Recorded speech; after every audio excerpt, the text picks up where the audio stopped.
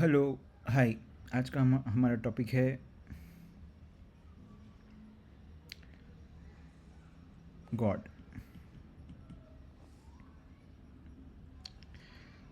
हम हम एक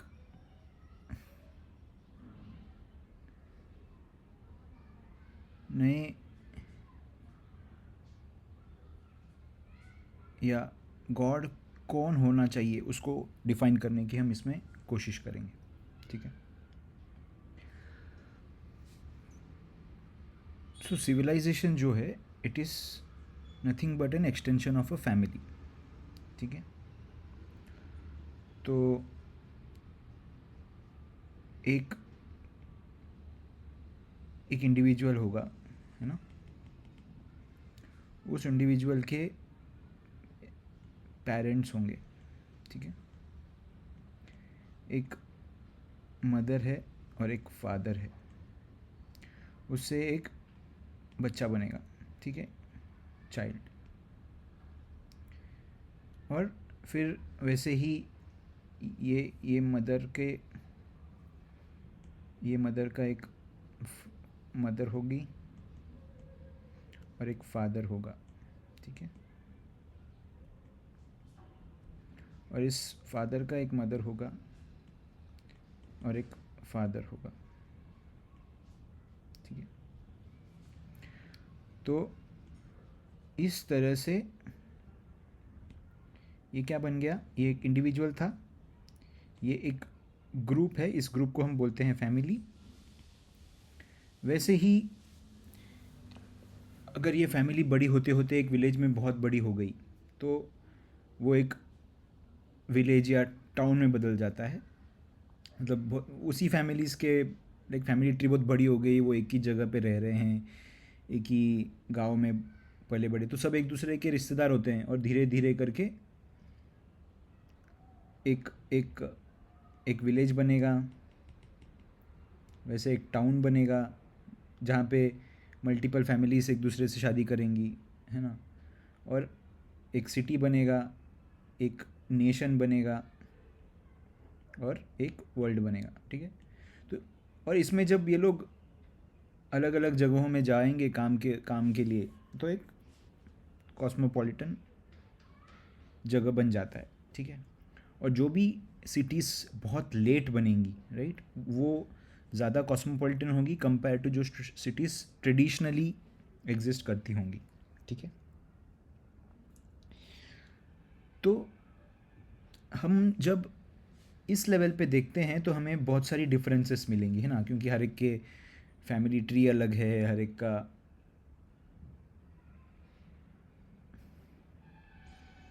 का खाना अलग है, हर एक की भाषा अलग है, तो हमें हर एक के फोर फादर्स अलग हैं, हर एक के हीरोज़ अलग हैं, तो हमें बहुत सारे डिफरेंसेस मिलते हैं।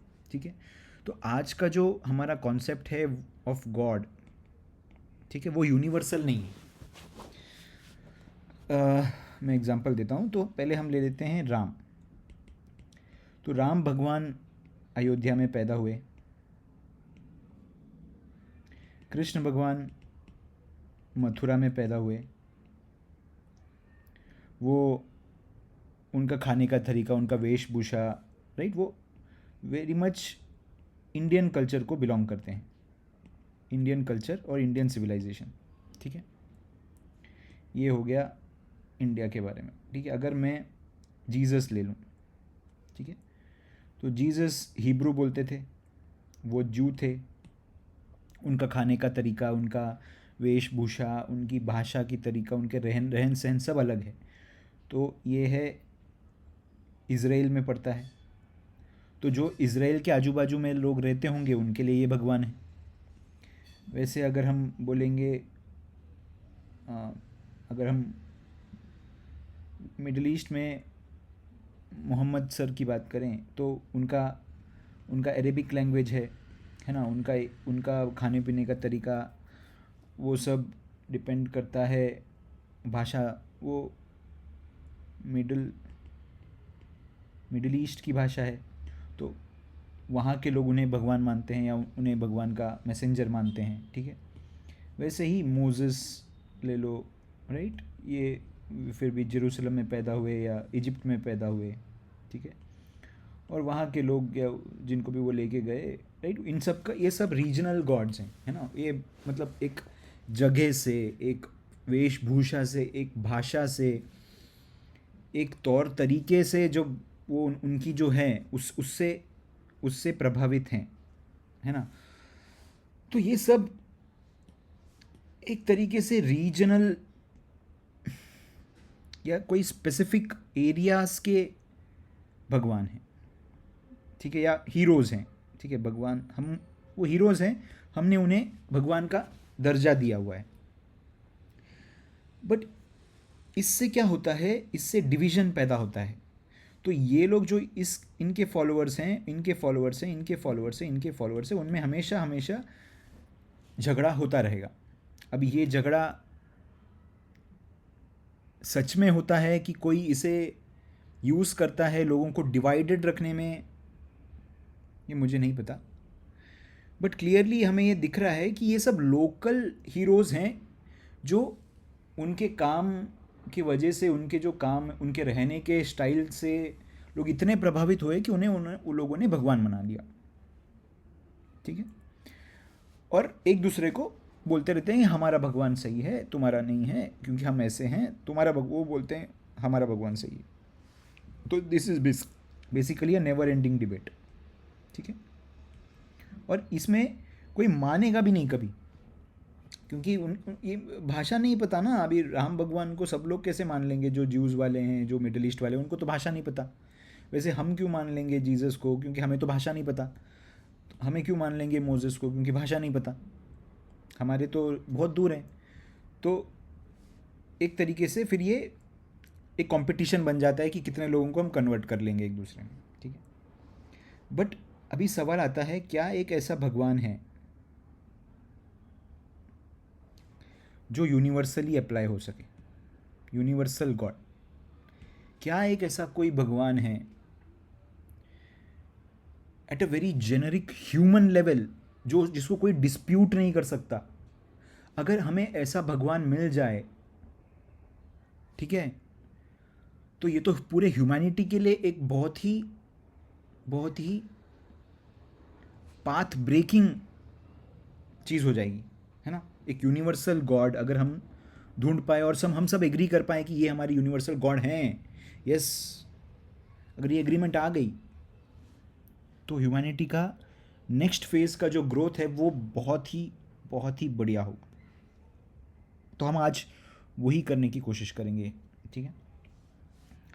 तो जैसे हमने फैमिली में देखा, एक एक बच्चे के लिए, राइट, उसके लिए सबसे ज़्यादा इम्पॉर्टेंट, अगर हायरार्की में अगर हम जाएं तो कोई, है ना, फैमिली ट्री तो कितनी भी बड़ी हो सकती है, बट सबसे इम्पॉर्टेंट लेवल उसके लिए उसके पेरेंट्स ही हैं, जो एक्चुअली लेवल 0 पे ही मिल जाता है उनको, है ना। क्योंकि बच्चे को उसके मम्मी पापा ही सबसे ज़्यादा संभालते हैं। और अगर थोड़ा और हम ऊपर चले जाएं तो उसके ग्रैंड पेरेंट्स।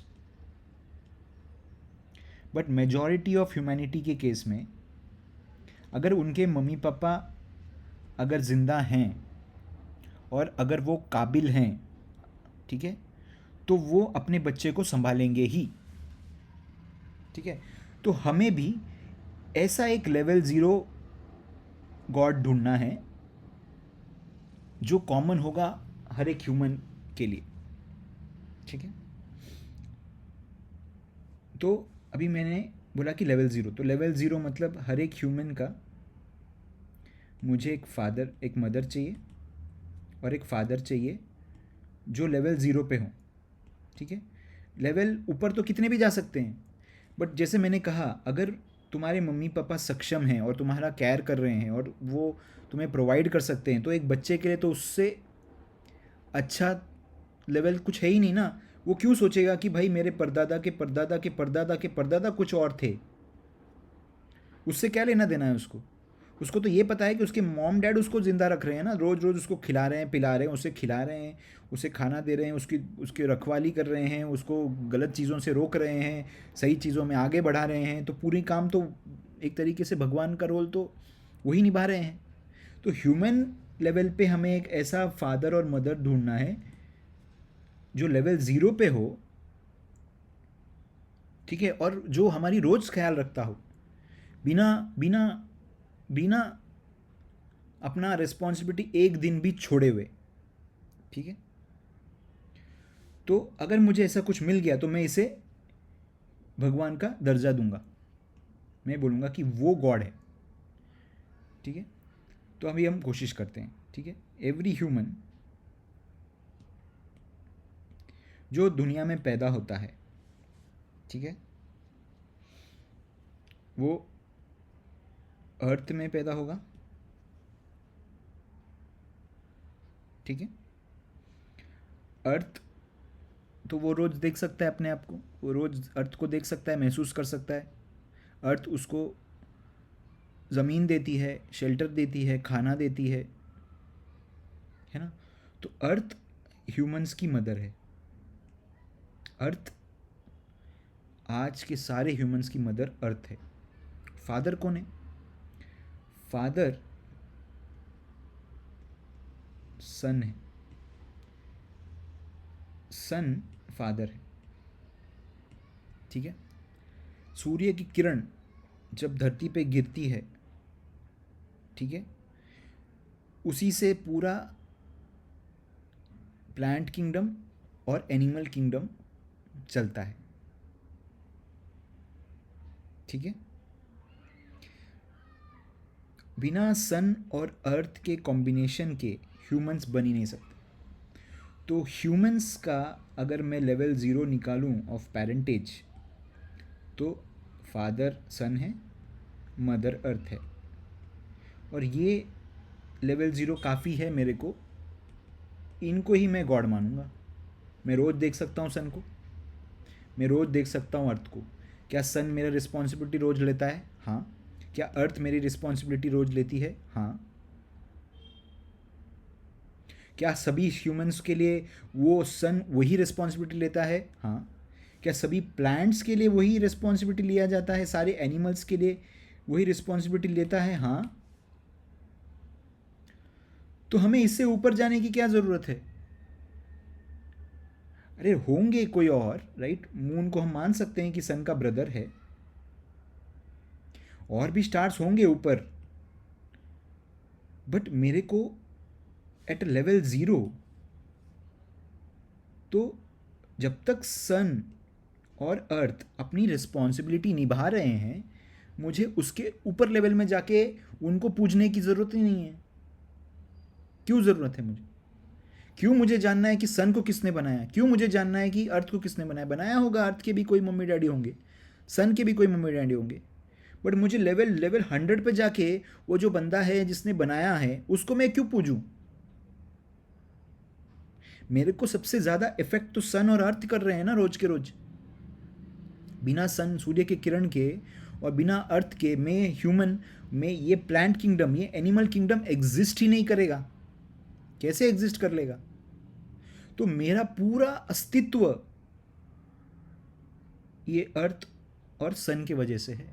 तो मेरी मम्मी, एवरी ह्यूमन या एवरी प्लांट या एवरी एनिमल की मम्मी है अर्थ,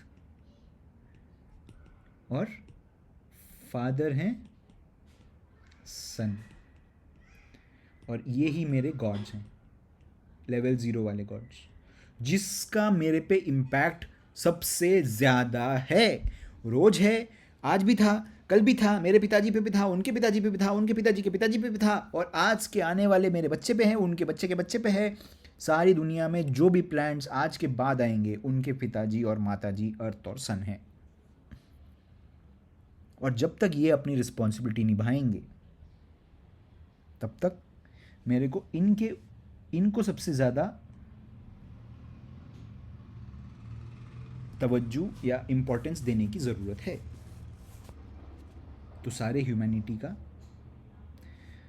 अगर सारी ह्यूमैनिटी इस चीज़ पे एग्री कर जाए तो वी विल बी यूनाइटेड।